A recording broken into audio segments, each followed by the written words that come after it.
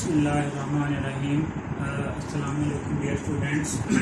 उम्मीद करता हूँ कि बेटा आप सब खैरियत से होंगे और अपनी स्टडीज़ पे, अपनी हेल्थ पे और अपनी बाकी एक्टिविटीज़ पे फोकस होंगे। तो बेटा welcome to the Lahore garrison junior and upper school and welcome to biology class 9th biology. बेटा जी चैप्टर नंबर 7 है हमारे पास, बायो एनर्जेटिक्स। पेज नंबर है आपके पास 130 और जो टॉपिक आज हमने डिस्कस करना है बेटा वो रेस्पिरेशन की जो दो टाइप्स हैं आज हमने वो डिस्कस करनी है। ठीक है, लास्ट लेक्चर में हमने रेस्पिरेशन का जो टॉपिक है वो शुरू किया था, जिसमें हमने देखा था कि जो रेस्पिरेशन है आपके पास वो दो तरह से है। एक को हम कहते हैं एक्सटर्नल रेस्पिरेशन, एक को कहते हैं सेलुलर रेस्पिरेशन। एक्सटर्नल रेस्पिरेशन में सिंपली होता है आपके पास गैसेस का एक्सचेंज, ठीक है। और दूसरी तरफ सेलुलर रेस्पिरेशन में हमने देखा था कि in cellular respiration the cell use oxygen to oxidize the carbon hydrogen bond present in the food and release of energy in the form of ATP take place। क्या होता है कि जो हमने रेस्पिरेशन के थ्रू जब हम ऑक्सीजन अपनी बॉडी में लेके जाते हैं तो जब सेल्स तक पहुंचती है तो जो सेल्स में जो आपके पास फूड में मौजूद कार्बन हाइड्रोजन बॉन्ड्स होते हैं उन बॉन्ड्स की क्या की जाती है, ब्रेकडाउन से क्या बनती है, एनर्जी। वही जो एनर्जी है वो एटीपी की फॉर्म में क्या कर ली जाती है, स्टोर कर ली जाती है। इस प्रोसेस को हम कहते हैं सेलुलर रेस्पिरेशन। अब ये जो आपके पास सेलुलर रेस्पिरेशन है बेटा जी ये दो तरह से होती है। एक होती है इन द प्रेजेंस ऑफ ऑक्सीजन, ठीक है। रेस्पिरेशन जो है आपके पास दो तरह से होती है। एक को हम कह देते हैं एरोबिक रेस्पिरेशन, जिसमें ऑक्सीजन की in the presence of oxygen, अगर respiration in the presence of oxygen हो तो वो क्या कहलाएगी, एरोबिक रेस्पिरेशन। दूसरी आती है आपके पास एनारोबिक रेस्पिरेशन, जिसमें जो ऑक्सीजन है वो प्रेजेंट नहीं होती इन द एब्सेंस ऑफ ऑक्सीजन। तो पहले हम डिस्कस करते हैं एरोबिक रेस्पिरेशन। तो इसकी अगर हम डेफिनेशन करें, the cellular respiration occurring in the presence of oxygen, ठीक है। Cellular respiration occurring in the presence of oxygen क्या कहलाएगी, वो आपके पास एरोबिक रेस्पिरेशन। अब देखते हैं कि ये जो एरोबिक रेस्पिरेशन है ये बेसिकली किस तरह से होती है, ठीक है।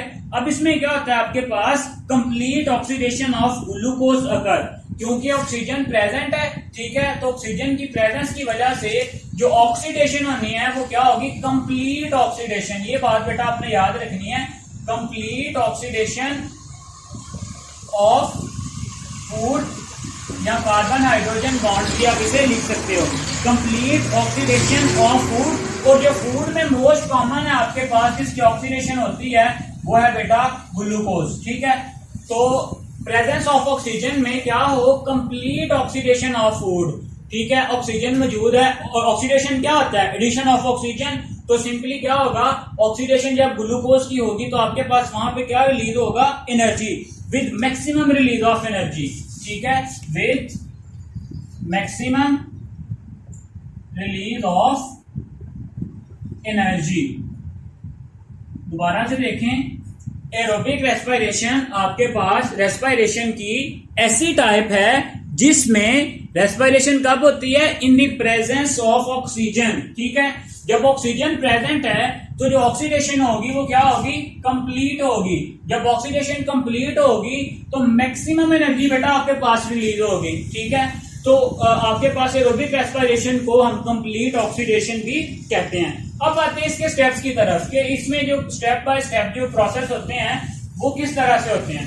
तो पहले स्टेप में क्या होता है, in the first phase of aerobic respiration a molecule of glucose is broken down into 2 molecules of pyruvic acid.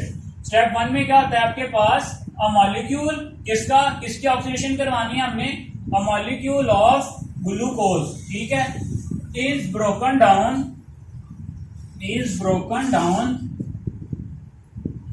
into 2 molecules of what, 2 molecules of pyruvic acid, ठीक है। ये 3 कार्बन कंपाउंड है बेटा। ग्लूकोज होता है आपके पास 6 कार्बन, ठीक है। ये 6 कार्बन जो है ब्रेकडाउन हो जाएगा कितने कार्बन में, 3 कार्बन। 3 कार्बन के कितने कंपाउंड बन जाएंगे, 2 कंपाउंड बन जाएंगे, ठीक है। अब नेक्स्ट क्या होगा, in the next phase molecules of pyruvic acid are completely oxidized. ठीक है, अब स्टेप 2 में आपके पास क्या होगा, यही जो मॉलिक्यूल्स थे पायरुविक एसिड के, molecules of what, molecules of pyruvic acid completely oxidized. ठीक है, पूरी तरह से क्या हो जाएंगे, ऑक्सीडेशन होगी उनमें, कंप्लीटली ऑक्सीडाइज्ड हो जाएंगे वो।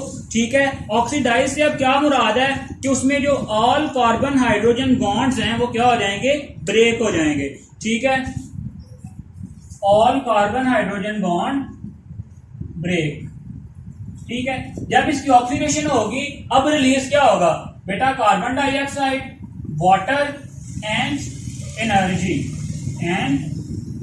ये 3 चीजें आपके पास यहाँ पे क्या होंगी, रिलीज होंगी। ठीक है, तो अगर हम इसे इक्वेशन के फॉर्म में लिखें तो किस तरह से लिख सकते हैं, ये हमारे पास ग्लूकोज C6H12O6, हमने इसकी क्या कराई है, ऑक्सीडेशन। ऑक्सीडेशन से क्या मुराद है, ऑक्सीजन। हमने ऑक्सीडेशन भी कौन सी करवाई है, complete oxidation in the presence of oxygen. तो क्या होगा यहाँ पे बेटा, आपके पास जो चीजें प्रोड्यूस होंगी वो है कार्बन डाइऑक्साइड। ठीक है, कार्बन डाइऑक्साइड के साथ साथ वाटर, और बेटा यहाँ पे हमारे पास एनर्जी रिलीज होगी in the form of ATP।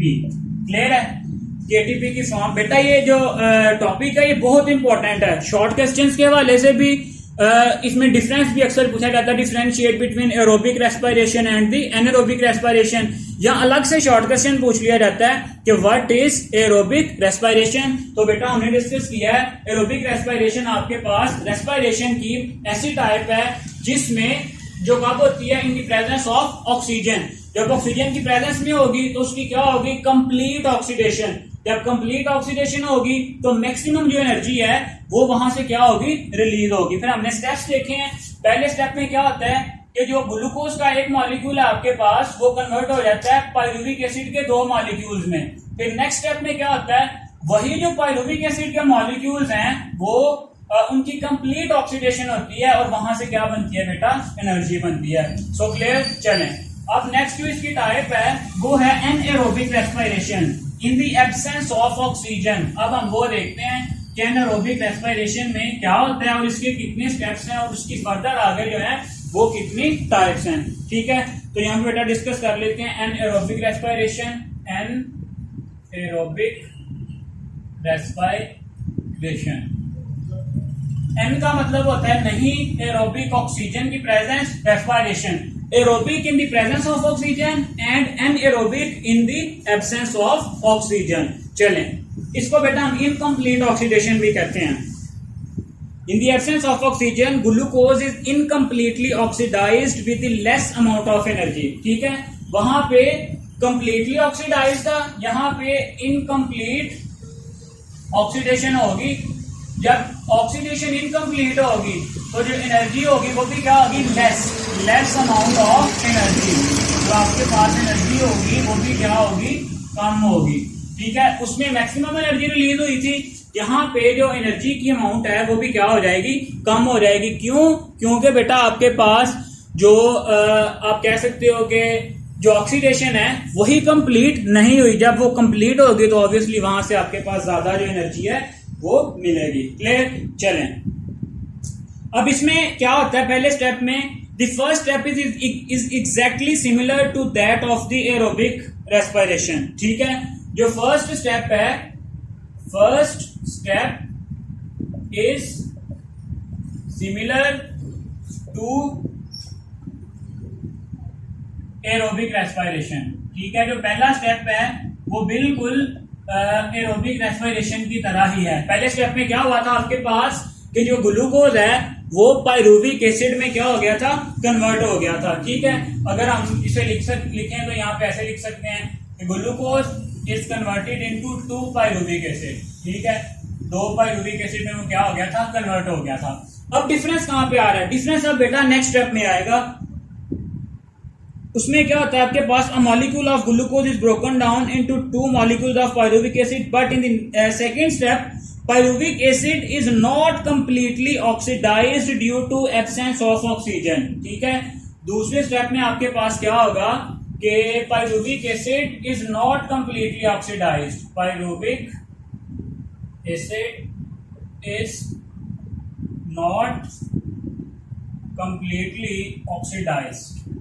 ठीक है, क्यों? क्योंकि वहां पे एब्सेंस ऑफ ऑक्सीजन है, आपके पास ऑक्सीजन जो है वो प्रेजेंट नहीं है। ठीक है, चलें अब इसकी इनकम्प्लीट ऑक्सीडेशन किस तरह से होगी वो हम देखते हैं।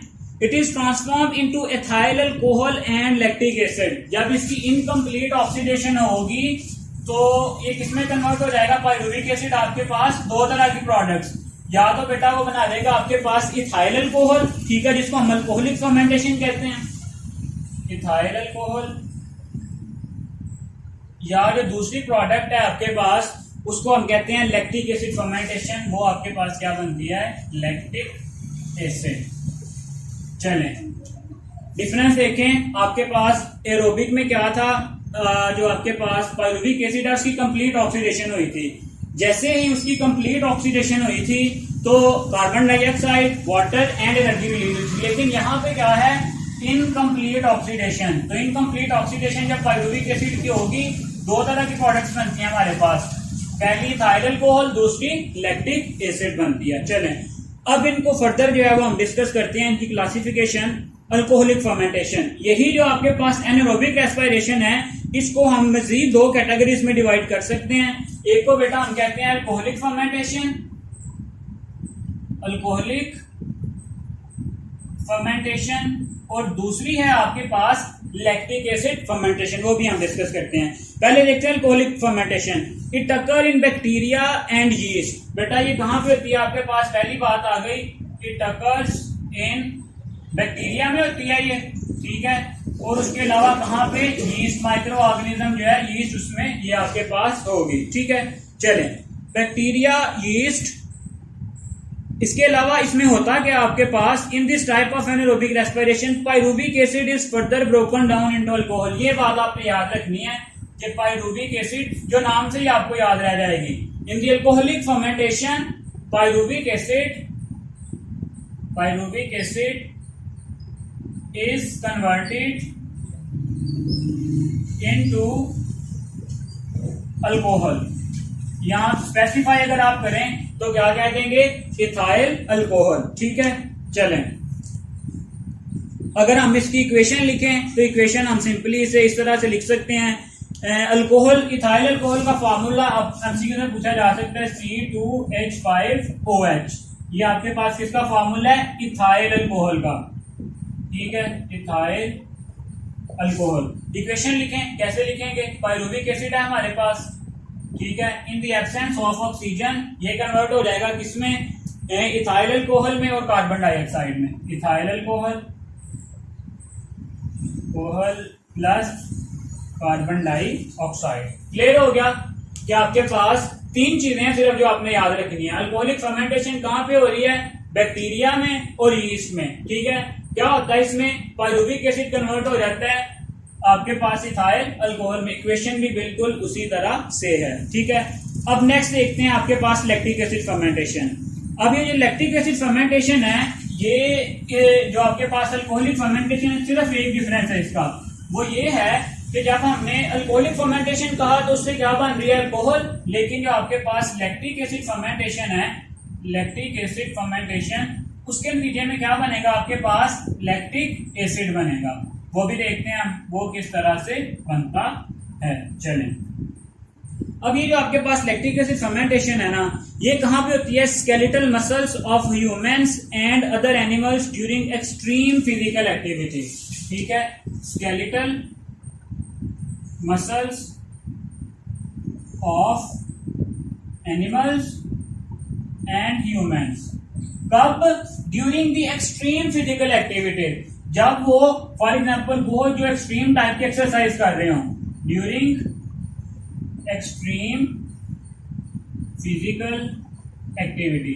ठीक है, जब बॉडी को जो एनर्जी है वो बहुत ज्यादा चाहिए हो और वो एरोबिक रेस्पिरेशन से पूरी ना हो रही हो, तो फिर बेटा वही जो है जो आपके स्केलेटल मसल्स हैं वो एनएरोबिक रेस्पिरेशन को भी करना शुरू कर देते हैं। तो पहली बात कहाँ पे होती है, ये skeletal muscles of animals and the human during the extreme physical activity. ठीक है, अब इसके अलावा ये also happen in bacteria present in milk, ये स्केलेटल मसल्स में भी होती है और बैक्टीरिया में भी होती है। ठीक है, कौन से बैक्टीरिया, प्रेजेंट इन मिल्क, जो आपके दूध में क्या होते हैं, मौजूद होते हैं बैक्टीरिया, उनमें भी ये क्या होती है, लैक्टिक एसिड फर्मेंटेशन होती है और उन्हीं बैक्टीरिया की मदद से दूध को दही में क्या किया जाता है, कन्वर्ट किया जाता है। ठीक है, in this type of aerobic respiration each pyruvic acid molecule is converted into lactic acid। ठीक है, each pyruvic acid molecule